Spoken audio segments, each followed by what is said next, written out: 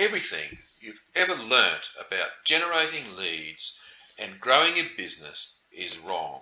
Everything you've ever heard, everything you've ever tried, and everything you've ever done, it's all wrong. What I want to do in this presentation is to teach you a system for marketing your business to a point where it becomes instantly obvious to your prospects that they would be an idiot to do business with anyone other than you, at any time, anywhere, or at any price. For example, let's say you're a chiropractor and you've just spent more than $10,000 on radio advertising.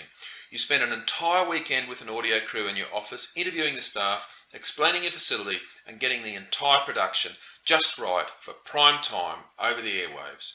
And after all that work, effort and expense, you ran the ads for several weeks, your phone only rang 15 times, and those ads resulted in producing just one single patient at $1,900. How would you feel after investing 10 grand and winding up with a net loss of 8,100 you will never get back, not to mention all the time, effort and energy you wasted? But let me ask you this. What if you could just take 1,300 of that marketing budget and just by changing what your radio ad says, instead of getting just 15 calls resulting in only one sale, you could generate 137 calls, close 37 of those calls into brand new paying patients, each worth an average of $2,500, and you pocket a cool $92,500 for your trouble. That's what's called getting more results, making more money for the same time, the same money, and the same effort spent. What if we could systematically do this for you? Let me show you how to leverage what you're already doing and how you too can get those exact same results for your business just by changing the way you do all of your marketing and advertising.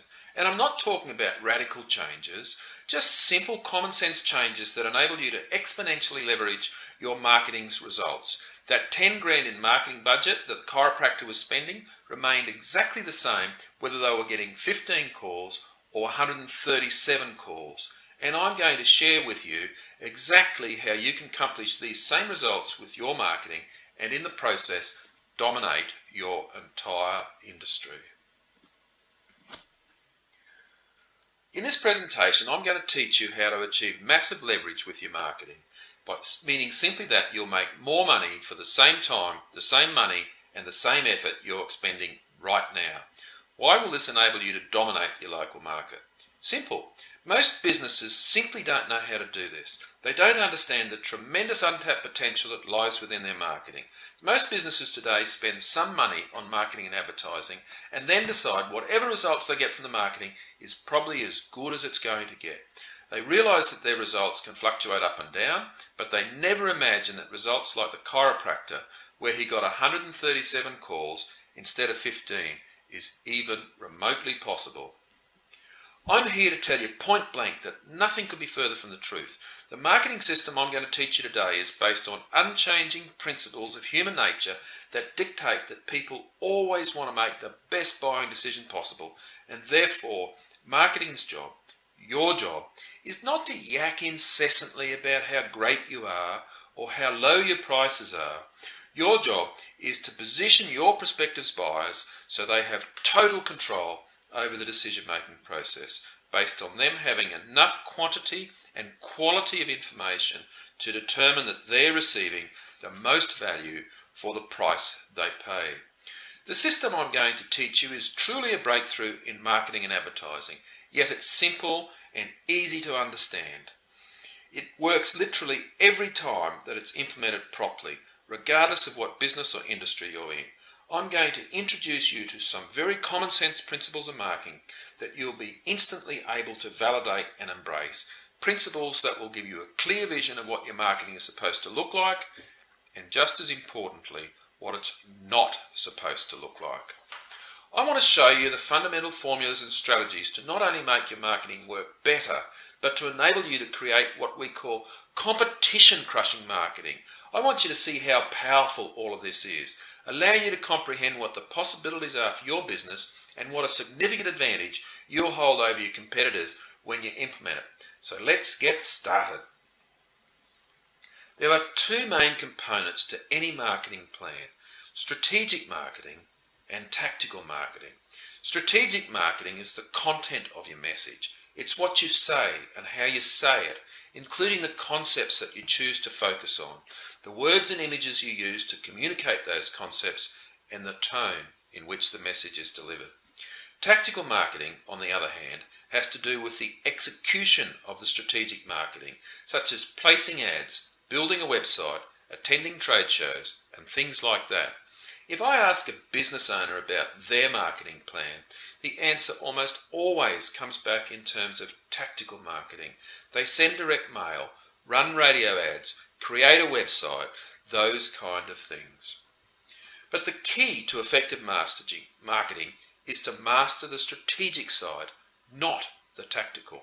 What you say in your marketing and how you say it are almost always more important than the marketing medium where you say it. Both are important, of course, but the real leverage is in the messaging itself, and that's the strategic side of marketing.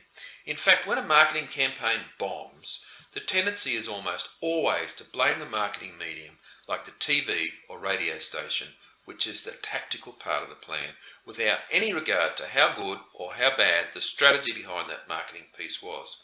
Today, you'll learn how to say things in a way that will make a profound difference in your marketing results. This system has been successfully implemented in over 400 different industries, including business coaches, social media consultants, contractors, business brokers, accountants, financial companies, retail stores, real estate companies, home builders, restaurants, software companies, doctors, dentists, remodelers, internet companies, manufacturing companies, and anything and everything else you can think of. We've even used it to help a $10 an hour dog walker to build his business to over $500,000. With our revolutionary new lead generation system, it works on all sizes of business, from startups right up to ASX 200 companies. But our true passion lies in working with small businesses averaging $2 million in revenue and below.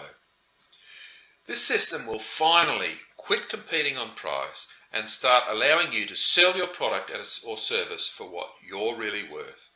You'll drive in more leads and often see an increase on your advertising by 2 to more than 100 times. You'll also convert a higher percentage of those leads and make your salespeople into superstars. You'll increase the amount of your average sale, and your list of clients that pay, stay and refer will increase significantly. In short, you'll get a bigger bang for your marketing buck. But maybe the best of all, you will finally have total control over your marketing and lead generation results. So let me ask you one simple question. What is the actual purpose of marketing? What is marketing really supposed to do? In a nutshell, marketing is supposed to help facilitate your prospects' decision-making process. There are prospects out there that need to buy what you sell. Sometimes they need to be educated to the fact that they need to buy what you sell in the first place, and at other times they already know that they want it, but they need help deciding on who they should buy it from. Often they think they might want what you sell, but they have questions and concerns that need to be overcome before they'll put out their credit card or checkbook. But consider this. Because these prospects are not experts in what you do, or their exposure to what you sell is quite low, they don't really know the relevant issues surrounding the purchase. They don't know how to make the best decision. They can't tell the difference between the best deal and a major mistake, which leaves an opportunity for you to provide them with this information and then guide them through the buying process. Consider this example. Throughout your life, how many sunrooms have you ever bought? Have you bought 5, 2, 1, or like 99% of homeowners, 0? Let's assume you fall into that group of 99% of people who have never bought a sunroom before. Do you have any idea whatsoever how to buy a sunroom? Can you tell the difference between a $10,000 sunroom and a $25,000 one just by looking at it? Of course you can't. Now realise that when people need to buy what you sell, they are, generally speaking, just as clueless about what you're selling as you are about sunrooms. So your job, simply put, is to facilitate your prospect's decision-making process. Listen, this is actually pretty simple. All prospects want the exact same things, and it doesn't matter what type of business you have. They want to feel confident that their money has been well spent and that their decision has been made to the best of their ability. They want to get the best deal. Not just the price, but the best deal in terms of overall value. People instinctively want to make the best decision possible and not feel like they've got to second guess their buying decision. All you have to do is figure out what's important to your prospects, educate them as to what constitutes the best deal when it comes to buying what you sell. Remember, value. And then show them quantifiable proof that you actually provide the best deal in terms of price and value. All this has to be communicated in a way they'll pay attention to, believe in, and then take action on. When this occurs, the prospect gets what they really want from you, complete confidence that they have actually made the best decision possible and that they have truly received the best value. But here's the problem.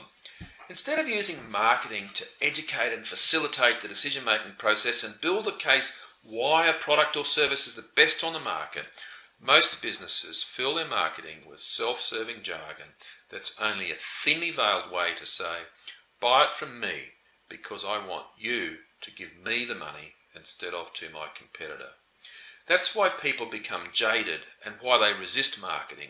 They tend to either dismiss your entire marketing message or worse, they become skeptical and stop paying attention to the message altogether. Prospective buyers want and need to be educated so that they can feel confident when making their purchase decision, and no one's providing it. But here's the good news. The first one who does provide prospects with this information wins all the most profitable customers available.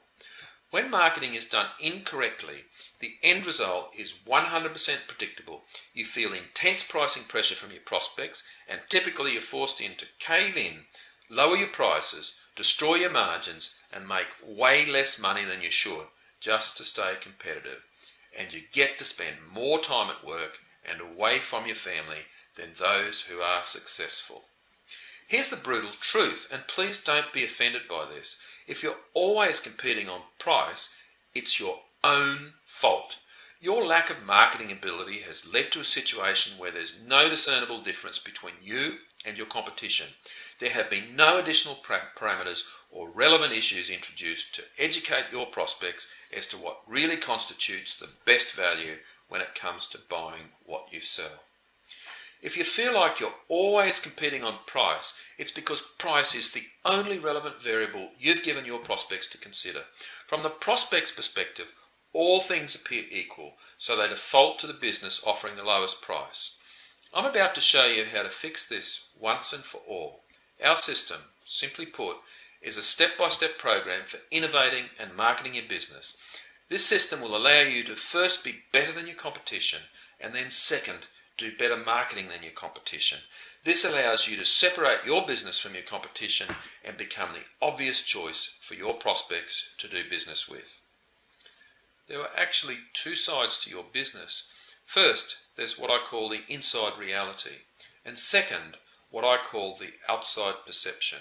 The inside reality encompasses everything you do and everything that makes your business great. It's all of your skills, the people who work for you, your expertise, the way you service your customers before, during, and after the sale. It's your systems, your operational procedures, your commitment to excellence. It's your passion and the way you conduct your business on a daily basis. Add these all together and they equal your value to the marketplace. That's what I call the inside reality. So how's your inside reality? If you asked your customers why they buy from you, they would probably tell you something quantifiable, specific, and instantly obvious. They could point to specific benefits they enjoy when doing business with you. Then they would say things like, that's why I do business here, that's why I refer my friends to come here, and that's why I'm a loyal customer, that's why I'm willing to pay you more here, and why I keep coming back. That's your inside reality. So your inside reality is all about what you do and what you are that allows you to perform better. Your outside perception has to do with how customers and prospects perceive your company. The outside perception is developed through the interactions that your prospects and customers have with your business. Your customers will draw on their past buying experiences with you to form the outside perception of your business. But here's the problem. If you provide unmatched and unequaled customer service and your customers absolutely love you, none of that matters to your prospects if, number one, they don't even know you exist as an option, or number two, they see your marketing and advertising, and because of your inability to market your business properly, their perception is that you're no different, or no better, or no worse than your competitors. I would estimate that well over 95% of all businesses are completely inept when it comes to marketing, and the end result is that your inside reality and your outside perception are perceived to be different. Regardless of how good you are, regardless of your inside reality, your prospect isn't going to be able to figure out your true inside reality based on your marketing. You simply appear to be just another business that sells whatever it is that you sell. And don't say, well, that's okay because I have a salesperson, and when they get in front of my prospects, they'll be able to educate them and close the sale. Listen, that's a great theory, but I can flat guarantee that even your best salesperson is never going to close a prospect who doesn't know you exist and therefore never bothers to contact you in the first place. Remember the chiropractor? 137 calls versus 15 calls. That's an extra 122 calls a month from people who were not calling this chiropractor prior to changing his marketing. So how can you close people who never contact you? Obviously, you can't. That's why your marketing must do the heavy lifting for you. Let your marketing deliver eager, qualified prospects to your sales funnel. But here's even worse news. Competition today is more fierce now than it's ever been. How many competitors do you have right now in your business? Because that's how many choices your prospects have, and that's how many additional businesses they have to sift through and filter through as they attempt to reach a buying decision. And by the way, the internet has only made the problem worse. Have you noticed lately that everyone's going bonkers for online marketing, SEO, pay-per-click, Facebook, social marketing, and rightfully so. But most prospects are so busy these days that most of them start their buying process by researching online. But here's the sad reality for businesses that are advertising online. They spend a ton of their time and a ton of their effort and money just to get prospects to their website, and guess what their prospects see when they get there? The same old lame junk like service, quality and dependability that they saw in their lame brochure before the internet was invented, as well as the same lame junk that all their competitors have on their websites. These businesses then curse their high bounce rate and they try to figure out how to get better qualified traffic to visit their site. The reality is that they're probably already getting enough qualified traffic to their site, but they fail to realise it's their lame website that's not converting their prospects. That's the real problem. Everyone looks at the internet as the be-all and end-all to their marketing problems, but the reality is that the internet is just another medium to screw up your marketing with bland messages that do nothing to facilitate the decision-making process of your prospects. Yes, the internet is an important tool in your marketing arsenal, but you need to have a great website, and that means you better fix your strategic messaging that I've been talking about, or you're going to fail. There's an old saying that goes like this: if you want to know why Jane Doe buys what Jane Doe buys, you've got to see the world through Jane Doe's eyes. But the problem is that while most businesses are very good at knowing what Jane Doe wants, because they aren't communications experts, they don't have the ability to communicate through their advertising and marketing their inside reality to the outside world. They can't lead their prospects to say, I would be an idiot to do business with anyone other than you, at any time, anywhere, or at any price. It's been my experience that most businesses could stand some improvement in both their inside reality and their outside perception. But for some reason, they struggle the most with their outside perception. In other words, they've got great businesses. Most of them offer exceptional value. They have a good inside reality. But with all the competition that exists, they have a major problem differentiating themselves from the rest of their marketplace. They're simply not getting the value of their business across to those on the outside looking in. So what about you? What's your outside perception? Go grab your marketing, look at your ads, take a look at your website. Is it instantly obvious, specifically and quantifiably, what makes you better and unique and different? Do you show your prospects how to judge your industry, what factors they need to consider when deciding what to buy, and how you provide greater value than any of your competitors? You'll realise as these concepts start to sink in that the crux of most marketing problems, including yours, can be wrapped up in this one simple statement. Most businesses' outside perception is not an accurate reflection of their inside reality. So I'm going to show you why this is happening and what you can do to fix this for your business forever.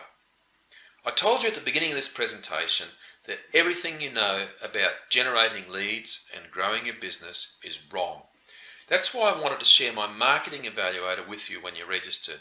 So let me clarify what this statement that things are wrong is based on what we've discussed so far. Everything you currently know about marketing does not effectively allow you to accurately and succinctly portray your inside reality to the outside world. This is a product of decades of being conditioned to do marketing the wrong way. In the very early days of advertising, and I'm talking the late 1800s and early 1900s, much of the advertising that existed back then was comparative in nature. Ads wouldn't just say, "Hey, we're better." They'd say, "We're better, and here's exactly why, based on this and that." On average, they did a pretty good job of building a case and helping prospective buyers understand the important issues in regards to their particular product or service. The result was that the outside perception was generally a pretty good reflection of the company's inside reality. Then, the most significant event in the history of marketing and advertising occurred in 1945. Television was commercially introduced for the first time and made its way to Australia in 1956. Up until then, total national distribution of an advertising message was extremely limited to radio, print advertising in a few magazines, and maybe some mail order catalogues. But with the introduction of TV, large advertisers could buy a TV commercial and reach just about every living person in the country for $4,000 a minute, usually sold in 1 or 2 minute blocks. What a bargain, even in 1950s money. But back then there were only 3 channels, so demand quickly outstripped the supply of commercials and prices shot through the roof. In response to the rising cost, the length of commercials shrank down from 2 minutes to 30 seconds. This meant that advertisers had less time to educate us to the important and relevant issues and build a case as to why they were different or better or unique. So instead of attempting to use shorter ads that highlighted their comparative benefits, advertisers changed tactics and started using slogans. That change made it harder and harder for the company's outside perception to accurately reflect its inside reality. But remember that marketing's first job is simply to get the prospect's attention. Even running just 30-second ads, getting attention was still not a problem for these advertisers. But then what? That's right, after you grab the prospect's attention, you must next facilitate their decision-making process. Companies and their ad agencies found that this was a lot harder to do in only 30 seconds. But they also found out that they didn't really need to do it because the number of real competitors, that is, the number of competitors that could actually afford to advertise on TV and run ads against their ads, was wonderfully few. They could spend a ton of money advertising 30-second ads and win by default. Now, if there happen to be 2 or 3 major competitors jockeying for the same prospects, like Pepsi and Coke, that was fine. because there was plenty of business to divide 2 or 3 ways. The bottom line is that a company's inside reality and outside perception didn't really have to match up. The lack of a substantial number of choices eliminated this necessity. So the focus for all marketing and advertising shifted to simply getting the prospect's attention. That's when advertising lost its penchant for selling and instead shifted its focus to creativity. The idea now was to get in the consumer's brain with something creative that would stimulate them and cause them to recall the product later on when they needed it. That's when slogans became the de facto marketing standard that is still in use today. Breakfast of Champions, home of the Whopper. How about this one? We stand behind the product we sell. That's right, Errol Stewart's. How did you know that? They went broke 20 years ago.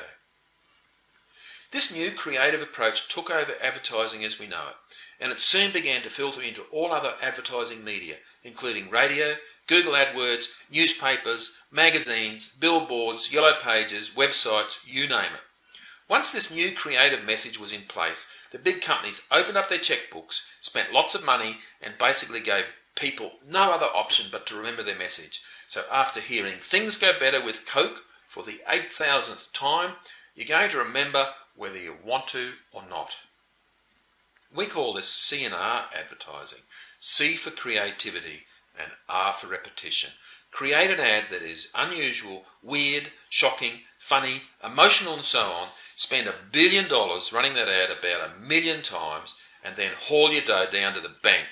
We call this the era of the brand builders. And the late 50s, 60s and even into the 70s, it was a no-brainer formula for market dominance for the companies with the financial wherewithal to pull this off. And that's when it happened. Ad agencies started running this formula for all of their clients, even the ones that were smaller and didn't have deep pockets. Business schools started teaching marketing and advertising based on these methods that were being successfully implemented by the largest companies in the world and churning out graduates who only knew one way to do marketing. Brand builder marketing and advertising became the de facto standard for how you do it, and after a few years, no one even questioned the formula, which brings us to the crux of the problem. All of us alive today, with no exceptions, grew up in an era where almost all of the advertising you've ever seen or heard is a product of the era of the brand builders. Over time, we've all become conditioned as to what constitutes a good advertisement. We learnt the fundamental pattern for what to put in a good commercial. We learnt about slogans and jingles and being funny. We learnt that in marketing and advertising, the outside perception no longer has to reflect the inside reality. Now let me repeat what I said at the very beginning of this presentation. Everything you've ever learnt about generating leads and growing your business is wrong. And now you know why. As a result of this new breed of advertising, jargon has now started to dominate all marketing and advertising. Think of jargon as words or phrases that are drearily commonplace and predictable, that lack power to evoke interest through overuse or repetition, and that are nevertheless stated as if they were original or significant. In advertising, you see and hear jargon all the time. Since businesses only have 30 seconds to try to convey what makes them special, they lump everything into jargon, such as largest selection, most professional, lowest prices, highest quality, best service, fastest, most convenient, largest in the state, more honest, we're the experts, we specialise, works harder, gets the job done right the first time, and been in business for 4,000 years. Now listen, I'm not saying you shouldn't be those kinds of things. Those actually make up the foundation you want to use to build your inside reality on. But consider this. If my marketing says that I offer high quality and great service, isn't that drearily commonplace and predictable? Doesn't it lack power to evoke interest through overuse or repetition? Isn't it nevertheless stated as though it were original and significant? Does my inside reality, what really makes me good at what I do, does it really shine through? Can you tell specifically what makes me valuable to the marketplace when I say highest quality or best service? See, you simply can't describe demonstrate, exhibit, reveal, or display your inside reality using jargon. It's impossible. And unfortunately, the end result is an outside perception that you're no different than anyone else. There's absolutely no distinction, no separation, and no differentiation. None. You just flat out can't make your inside reality and outside perception match up when you use jargon like this. In fact, let me give you several ways you can easily and quickly evaluate your own marketing to see if you're caught up in the jargon trap. Jargon evaluation number 1 is what we call, well, I would hope so. When you make a claim, don't think about it in terms of the words coming out of your mouth. Think about it in terms of the words entering your prospect's ears. This will enable you to realise just how absurd most jargon sounds. Look at the messaging in your marketing, then ask yourself if the prospect's immediate response might be, well, I would hope so. Let me give you an example. I recently saw a TV ad for a remodelling company. Throughout the ad, they continuously emphasised the fact that their work was the highest quality, it was fairly priced, and they guaranteed 100% satisfaction. Well, I would hope so. Would you hire any remodeler who didn't provide all of those as a standard part of their service? Of course not. This is all jargon, drearily commonplace, lacks power to evoke interest through overuse or repetition. How about this one from a consulting company? Our training leads to change. We increase the productivity, performance and profit of your company. Well, I would hope so. Does anyone hire a consultant for any other reason than to do those things? Most ads today are nothing more than a jargon fest. Does this jargon tell you anything about these companies' inside reality? What else would you expect them to say? Everyone's always going to say wonderful things about their company if they can get away with it. The problem is that if your company has an exceptional inside reality and you're using the same jargon as everyone else, then the outside perception is that you're all the same, and that's when prospects default to the company offering the lowest price. Price now becomes the only determining factor. When would you use this simple evaluation? Just ask yourself openly and honestly why anyone would choose you over your competition. Then evaluate your answer against the well, I would hope so evaluation. And finally, check out all of your advertising and marketing materials, including your website. Do they pass the well, I would hope so evaluation, or are they all chock full of jargon? If they fail, then you need to make changes. Let me provide you with a second evaluation technique. It's called Who Else Can Say That? This is very similar to the first evaluation technique, and it's also a product of the era of the brand builders. Pay very close attention to this one. Stop thinking in terms of who else can do what you do.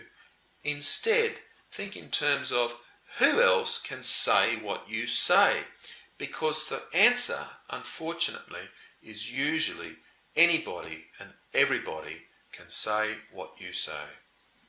I know of a kitchen remodeler that ran by far the most impressive remodelling company in his community. Every member of his crew had at least 15 years of experience. They were all certified subcontractors. They had won multiple industry awards. They were the only kitchen remodelling company that provided not only a full satisfaction guarantee, but also a 10-year material and labour warranty on everything they did. They left the job site every night cleaner than when they had first arrived. They also guaranteed they could remodel any kitchen in no more than 5 days, half the time of their competitors. This, of course, meant far less disruption and inconvenience to the homeowners, and I only wish that I had known them when I remodelled my kitchen. In short, their inside reality was literally second to none, but they had a huge marketing problem. Their marketing looked virtually identical to all of their far less worthy competitors. Their marketing said things like certified subcontractors, new cabinets installed, guaranteed satisfaction, and then a long laundry list of the work they performed, such as new cabinets installed, complete kitchen remodelling, and so on. Oh, and get this, they accept Visa and MasterCard. Well, I would hope so. But then ask this question, who else can say that? When the owner of this remodelling company was asked that very question, he got really defensive. He said, "There's no other remodeller that can begin to match the work we do. Our subcontractors are far and away the best there is, and no one, and I mean no one, can say what we say."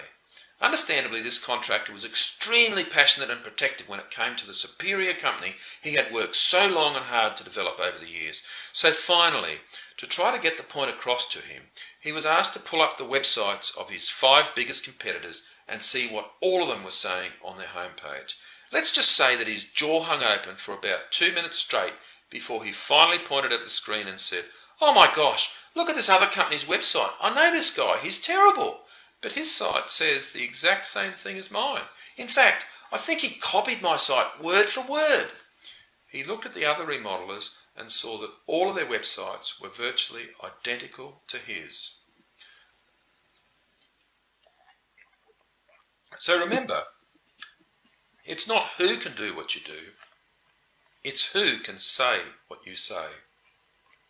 And if your marketing is full of jargon, then sadly the answer is all of your competitors can. Let me give you one final jargon detection evaluation. It's called the Scratch Out Write-In Test. Take a look at your brochure, advertisement or website. Now scratch out your name and write in your competitor's name. That's it. If the marketing is still valid, if the website still conveys the same basic message, if there wouldn't need to be any additional changes, then guess what? You've just failed this test. This evaluation can be very revealing. Most businesses discover they run fairly high on the jargon meter. You find that your inside reality, excellent as it may be, is nowhere to be found in your marketing messaging. It's all but lost in a sea of jargon and completely invisible to your prospects. Is this making sense to you?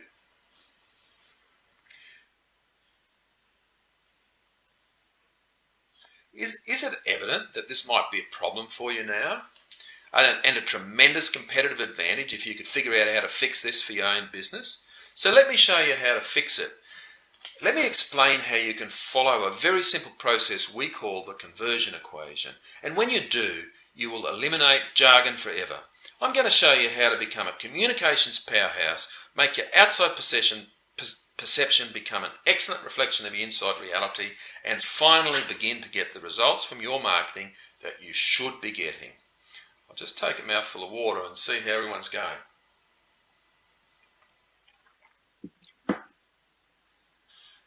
Excellent. The conversion equation has 4 main components. Let me start with a brief introduction and then I'll go into more detail. The first component of the conversion equation is called interrupt. This is simply the process of getting qualified prospects to pay attention to your marketing. This is often accomplished by affecting the prospect emotionally. Sounds simple enough, doesn't it? Unfortunately, it's a lot more difficult to pull this off in real life unless you understand what you're about to learn here. The second component is engage. Once the prospect is interrupted, it's critical to give the reader the promise that information is forthcoming that will help the prospect make the best decision possible, or in other words, facilitate their decision-making process. This is also best accomplished on an emotional level. The third component is educate. Once you've interrupted and engaged your prospect, you have to give them information that allows them to logically understand how and why you solved that emotional problem. This is accomplished by giving detailed, quantifiable, specific, inside reality revealing information. This turns the corner from an emotional sell to a logical sell. This is easy to do if you just follow this conversion equation. And the fourth and final component of the conversion equation is the offer. Now the prospect has been interrupted based on problems that are important to them emotionally, engaged by the promise of solution to that emotional problem, and they've examined the educational information that makes your solution to that emotional problem real and believable. So the last step is for you to give that prospect a low, or better yet, no risk way for them to take the next step in the sales process. This can be accomplished by offering a free marketing tool, such as a report, brochure, seminar, audio, video, or something similar that educates them even more so the prospect feels in complete control of the decision-making process. This conversion equation follows the formula for what marketing is supposed to do in the first place. In fact, at this point, we can simply say that marketing's job is to interrupt, engage, educate, and offer. Remember earlier we discussed that if you want to know why Jane Doe buys what Jane Doe buys, you've got to see the world through Jane Doe's eyes? Well, I would submit to you that if you want to know what Jane Doe sees, you better first understand how Jane Doe's brain works, how it processes information and makes decisions. To understand this process, there are three major concepts I need to teach you. Three concepts that no one else in the world of marketing understands, but three concepts that will make all the difference in the world in your marketing's effectiveness and, more importantly, in your company's profitability. The three things that you need to know about Jane Doe's brain are downtime, uptime, and the reticular activation system, also known as the reticular activator. Let's begin by discussing that first concept called downtime. Simply put, this is the hypnotic state of running automatic patterns that allows your brain to perform habitual tasks without any conscious thought. You do this all the time. For instance, have you ever driven to work and when you got there you don't remember making the trip? That's downtime. This occurs because driving to work is an habitual pattern that you run so frequently that you don't have to consciously think about it. Have you ever stepped out of the shower and couldn't remember if you shampooed your hair or not? Your brain performs all of these daily routine functions with no conscious thought. Now here's what downtime means in marketing terms. People see and hear ads with their eyes and ears, but they don't notice them on a conscious level. If you open a newspaper, you'll only be looking at maybe 70% ads and only 30% bona fide news articles. But because the ads are only seen on a downtime level, 9.9 times out of 10, you won't consciously notice them at all. All you consciously see is the news, which is what you were there for in the first place. The second concept is what's known as uptime.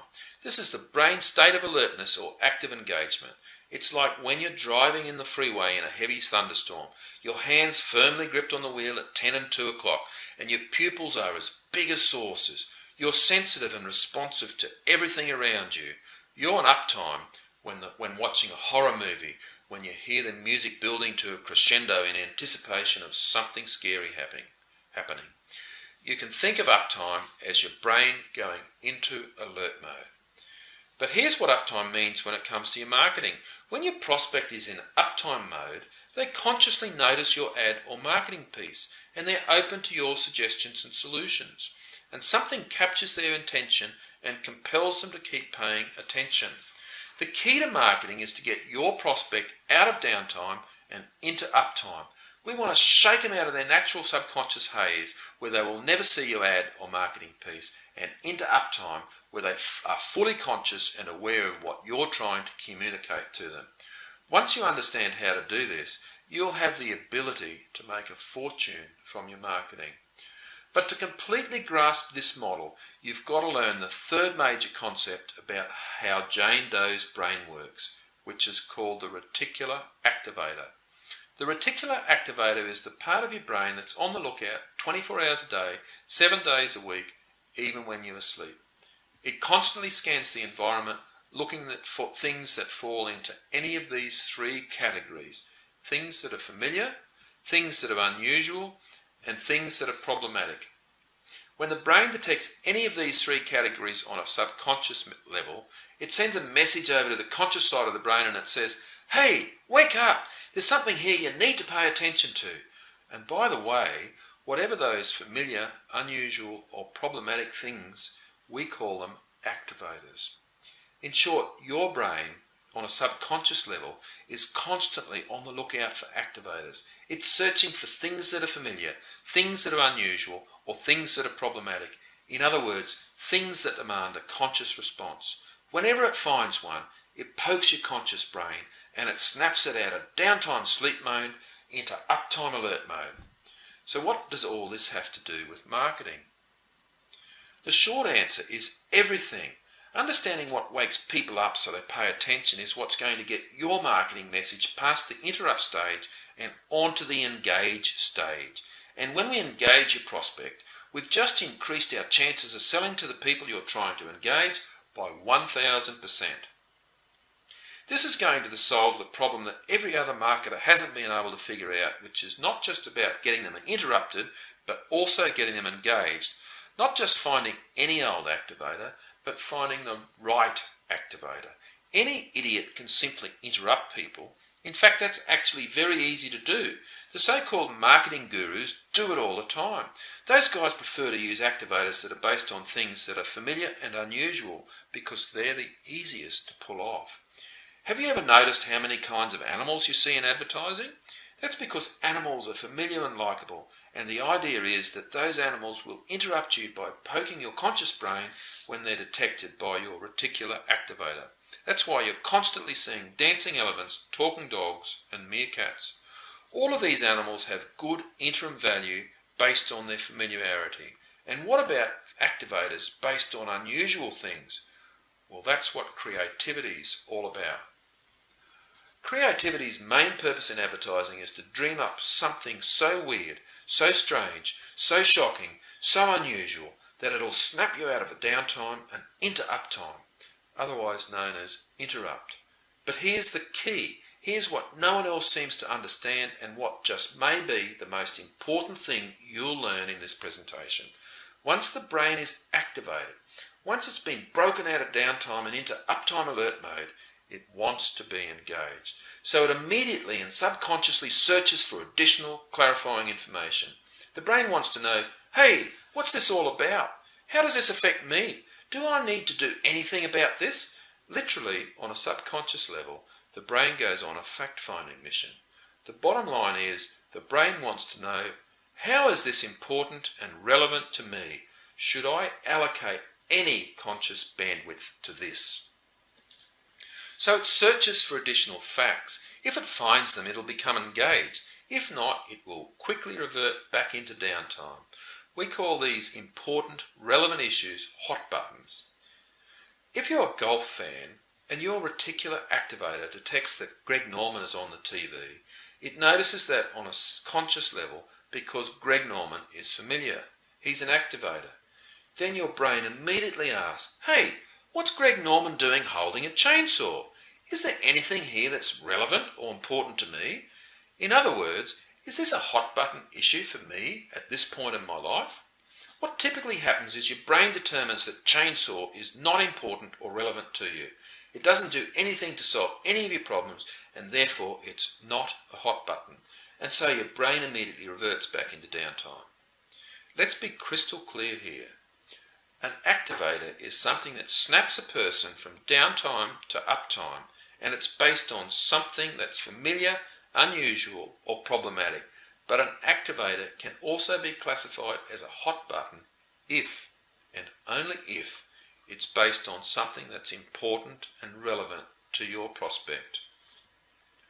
Your best bet to successfully interrupt and engage your target market is to identify problems, frustrations, uncertainties, and annoyances your prospects have, and then address them in your marketing.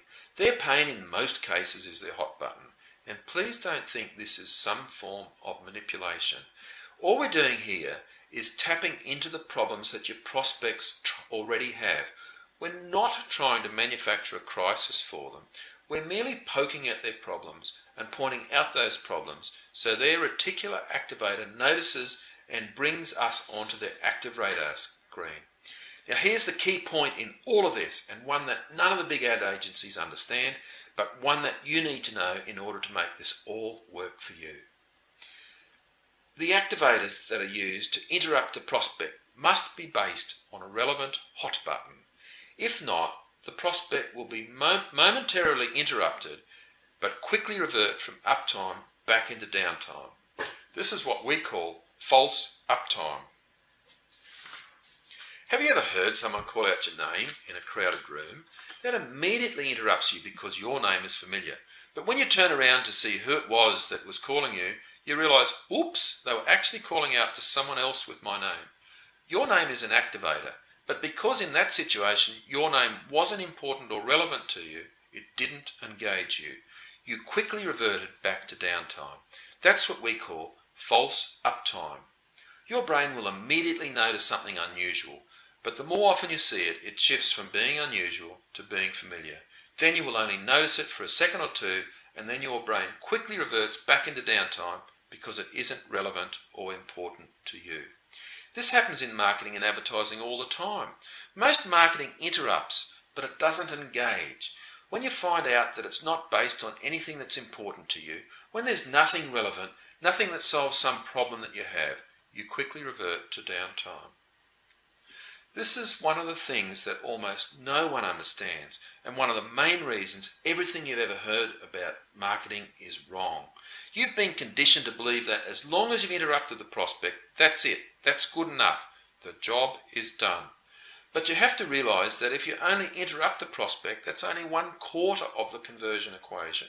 You've got to include all 4 components: interrupt, engage, educate, and offer to get the maximum results from your marketing and advertising. Now, when it comes to actually writing the marketing, we typically like to portray the hot buttons in the form of headlines. The headlines is the first opportunity you have to interrupt Jane Doe. You've got maybe 1 to 3 seconds max to interrupt the prospect, so you'd better make sure that that headline has activators in it, and that those activators are based on things that are important and relevant to the prospect. Remember, hot buttons, words and phrases that describe problems or frustrations that the prospect is feeling, so that their reticular activator latches onto them and snaps them into uptime.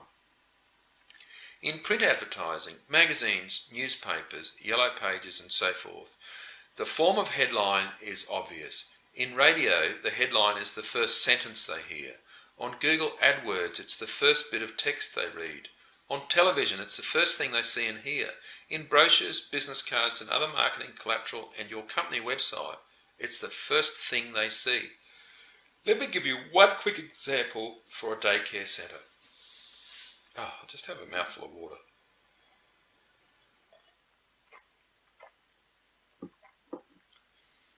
When I ask most daycare providers why parents should choose them instead of the 17 other local daycares, they almost always give me the same boring answers.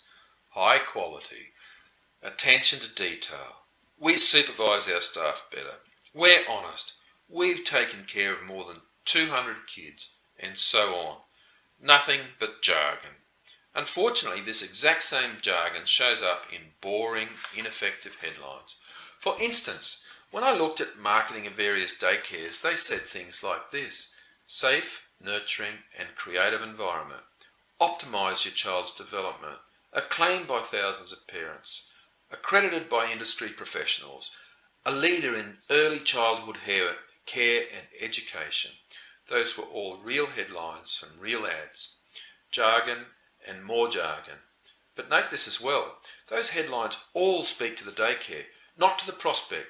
We could place the word "we" in front of all that jargon and it would fit perfectly. We optimise your child's development.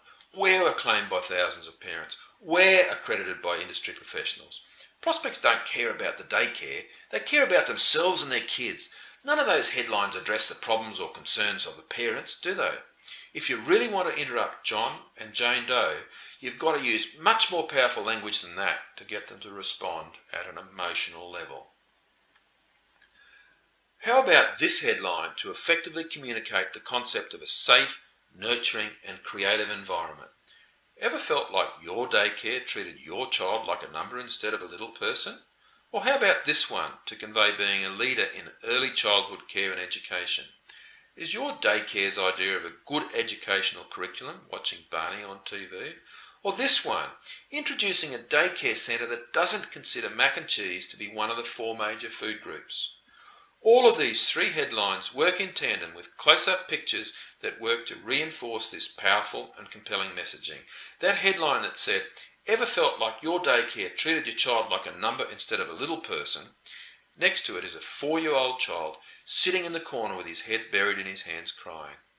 Talk about powerful, emotional and compelling. Talk about interrupting.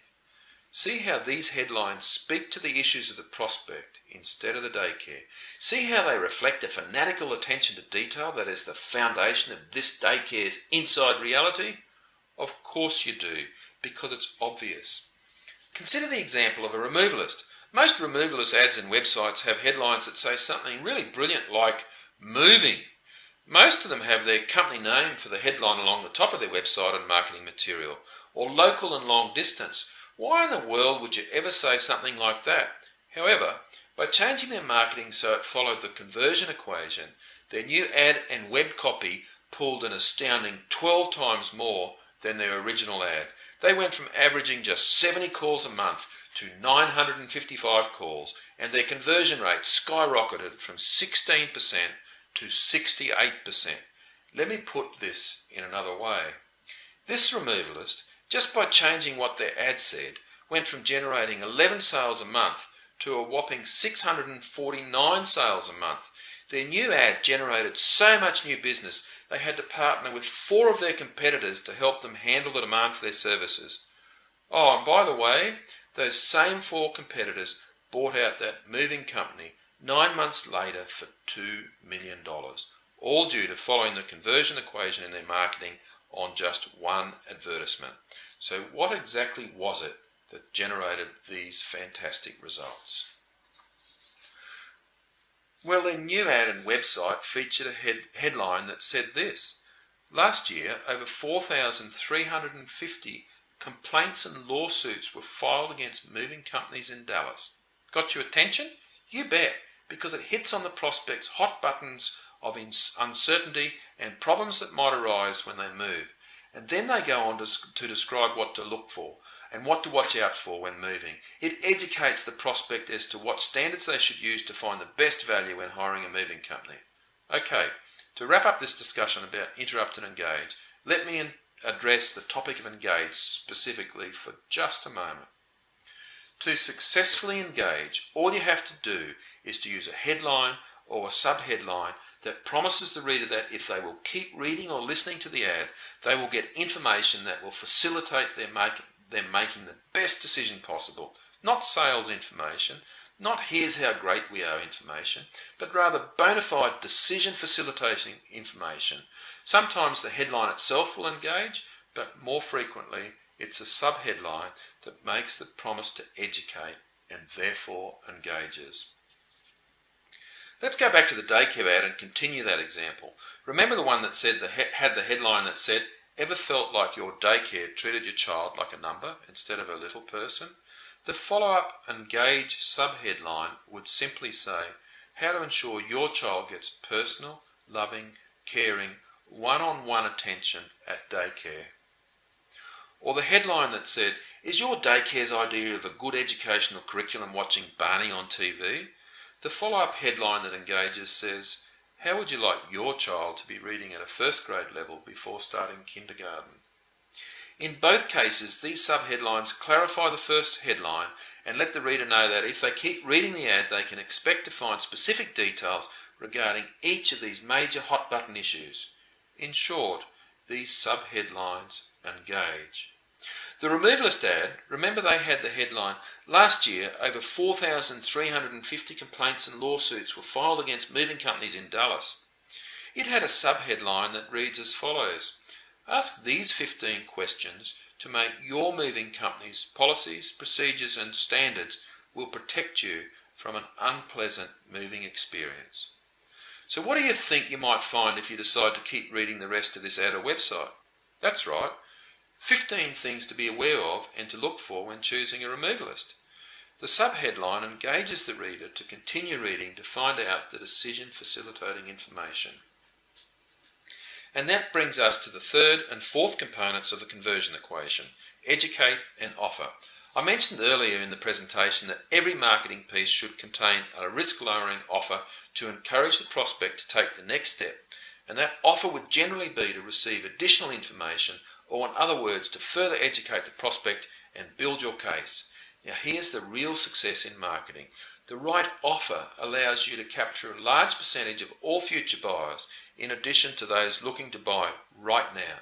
There's an educational process that the prospect goes through from the moment they begin thinking about buying your product or service to the point where they actually complete the purchase. Most marketing only caters for those now buyers who'll be making a purchase decision in the very near future, and it does nothing or very little to educate those who are just thinking about it right now, but who might buy later. And here's the problem with that. At any given moment, the number of prospects who are ready to buy right now represent no more than 1 to 5% of all those who are ultimately going to buy what you sell. You've got 95 to 99% of your prospects who are in the thinking about it and gathering information mode. But when they're attempting to gather information, you don't give it to them. This is where the fourth component of the conversion equation becomes absolutely huge. Your offer gives you the opportunity to provide additional educational information to the gathering information mode prospects, and in the process capture valuable information about who these people are so that you can proactively market to them on an ongoing basis. This allows you to take total control of your target market. The daycare that we've been talking about makes a perfect example of this. How many of the parents that see that ad for your daycare remember the one that says, "Ever felt like your daycare treated your child like a little number instead of a little person?" Or the one that said, "Your daycare's idea of good educational curriculum is watching Barney on TV." Remember those? How many of those readers do you think are ready and waiting to relocate their child from their current daycare to this daycare, and were relieved to see this ad so they could finally make the switch? My guess may be 1% maximum are now buyers, but because the headline, subheadline and images are so powerful, because they do such a good job of interrupting and engaging, a lot more parents who are not ready to buy right this minute are going to see those ads, pay attention and become interested. These powerful ads could easily compel as many as 10, 15 or even 25% of the parents who read these ads to seriously contemplate changing daycare services. But if the ad's only offer is the typical one that most daycares put on their ads, call for a free consultation, then none of those future buyers are going to call. Why would they? If you're not ready to make a change, why on earth would you call now for a free consultation? You wouldn't.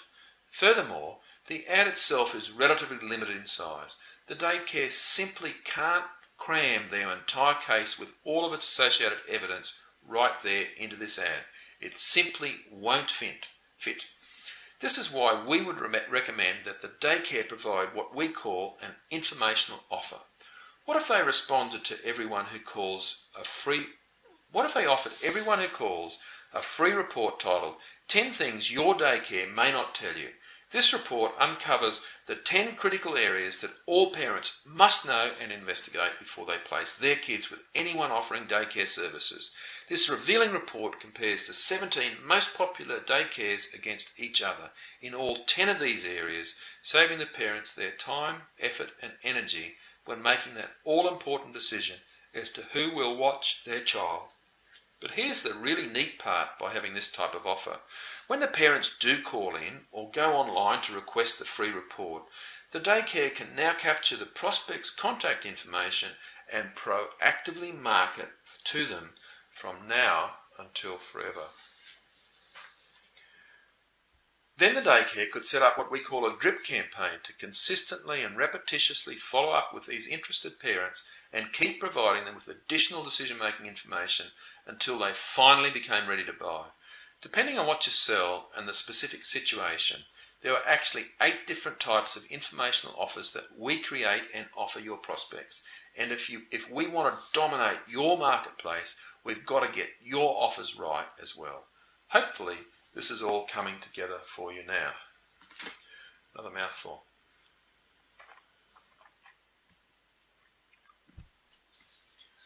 Interrupt, engage, educate, and offer make up the conversion equation.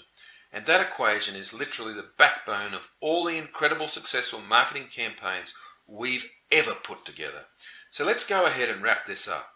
You can probably tell from the depth of this information in this presentation that we have a bona fide step-by-step system that helps business owners just like you become financially free using superior marketing that makes your phone ring.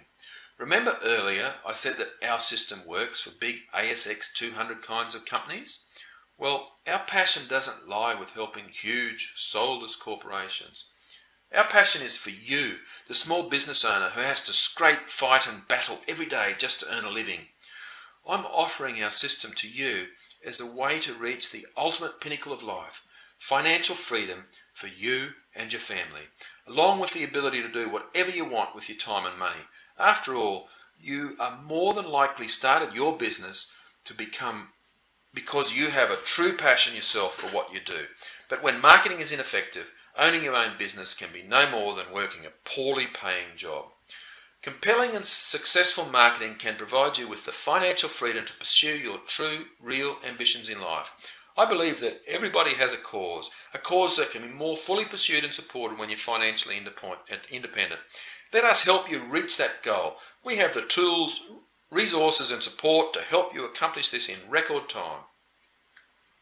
At the beginning of the webinar, I promised I'd provide you with as much as I could in the time we've got without putting you to sleep, and then I'd show you how to get more help if you needed it. Let me show you where to go to get more help, and we'll do it for free. I would like to offer you the opportunity to apply for one of five $5,000 educational grants I have available this month for qualified small business owners. In order to qualify, you must own your own business with a total revenue below $1 million.